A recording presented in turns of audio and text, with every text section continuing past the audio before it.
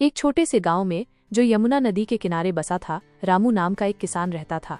रामू परिश्रमी तो बहुत था, लेकिन उसकी पारिवारिक पृष्ठभूमि में खेती के आधुनिक तरीकों का ज्ञान नहीं था। उसके पिता और दादा भी पारंपरिक तरीके से खेती करते आए थे, जो बदलते मौसम और मिट्टी की उर्वरता में कमी के कारण अब उतनी सफल नहीं हो पा रही थी। रामू हर साल कड़ी मेहनत करता, सुबह से शाम तक खेत में पसीना बहाता, लेकिन फसल अक्सर उम्मीद के मुताबिक नहीं होती थी। कभी सूखा पड़ जाता तो कभी असमय बारिश सब कुछ बर्बाद कर देती। रामू हमेशा इस चिंता में डूबा रहता था कि वो अपने परिवार का भरण पोषण कैसे करेगा।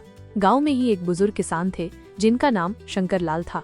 शंकर लाल ने अपने जीवन में कई उतार चढ़ाव देखे थे और खेती के नए तरीकों के बारे में भी जानकारी रखते थे। रामू अक्सर शंकर लाल के पास जाता और उनसे अपनी परेशानियों के बारे में बात करता। शंकर लाल हमेशा उसे धैर्य रखने और नए तरीके सीखने की सलाह देते थे।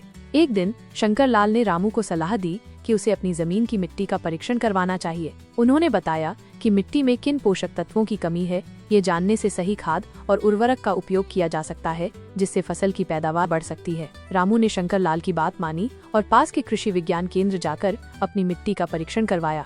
रिपोर्ट में पता चला कि उसकी मिट्टी में नाइट्रोजन और फास्फोरस की कमी है।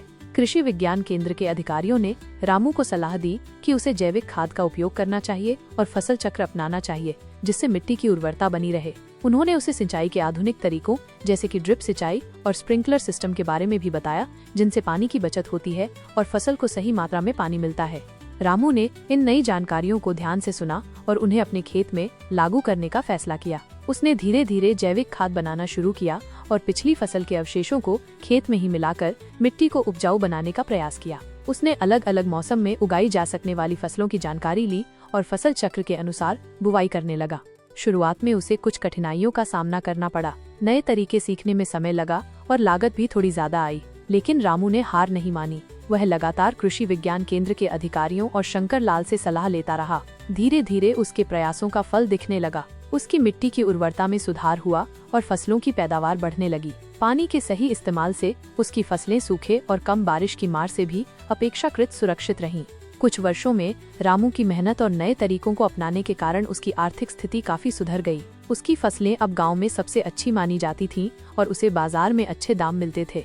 उसने अपने घर की मरम्मत करवाई और अपने बच्चों को अच्छी शिक्षा दिलाई। रामू अब सिर्फ एक सफल किसान ही नहीं था, बल्कि वो गांव के दूसरे किसानों के लिए भी प्रेरणा का स्रोत बन गया था।